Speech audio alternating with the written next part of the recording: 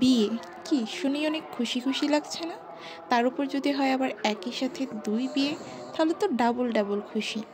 200 দিনের বিয়ের ব্লগে সবাইকে ওয়েলকাম। আপনাদের অনেকেরই মোস্ট রিকোয়েস্টেড একটা কমেন্ট, আপু তোমাদের বিয়ের বিষয় নিয়ে বিস্তারিত একটা ব্লগ বানাও।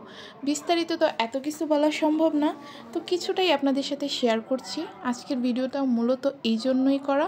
তো আজকে অবশ্য আমাদের বিয়ে হচ্ছে না, আজকে আমাদের কাবিন করা হচ্ছে। কারণ আমরা যখন বিয়ে করছিলাম তখন আমাদের বয়স কম ছিল, আর আপনারা সবাই জানেন বয়স কম হলে কাবিন করা যায় না। কিন্তু আমাদের হাজব্যান্ড কাবিনে সই করতে গিয়ে কিন্তু অনেক বিপদে পড়ে গেছে। কারণ একটু পরপরই কাজী সাহেব তাকে বলতেছিল এখানে সই করেন, ওখানে সই করেন, ওখানে সই করেন। এত সই কেন করতে হবে? একদিকে অবশ্য ঠিকই আছে, বুঝুক দুই বিয়ের যন্ত্রণা। তো এখানে আরেকটা কাহিনী কিন্তু ঘটে গেছে।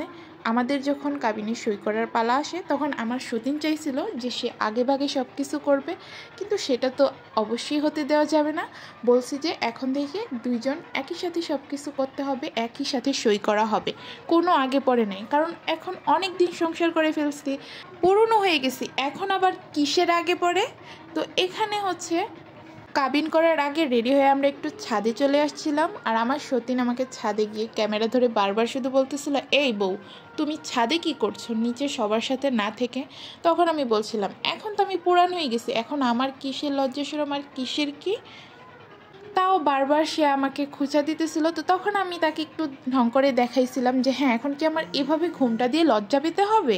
আর হ্যাঁ, আপনাদেরকে আরেকটা মজার কথা বলি, আপনারা আমাদের ব্লগে আর কিছু দেখতে পান বা না পান, হোক সেটা বিয়ের ব্লগ হোক যে কোনো কিছুর ব্লগ, আমাদের ছাদের পার্টটা কিন্তু অবশ্যই থাকবে।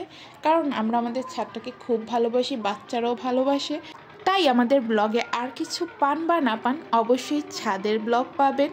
তার উপর আবার বাচ্চা দুইটাকে ধরাই দিচ্ছে, এখন তো কোনোভাবেই সম্ভব না। আর অনেক দিন পরে এই যে আমাদের হাজব্যান্ড আজকে ভিডিওতে দেখা দিয়েছে।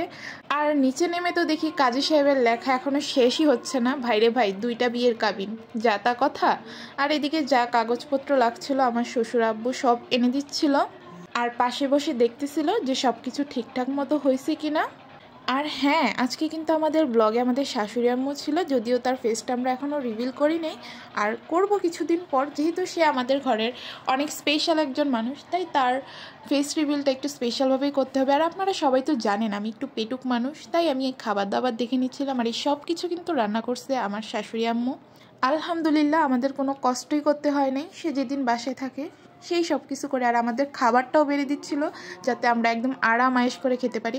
আর আমার খাওয়ার টাইমে আমার সতীনের ক্যামেরা ধরতে হয়, সে যে আগে খেয়ে ফেলছে তার কোনো বালাই নেই।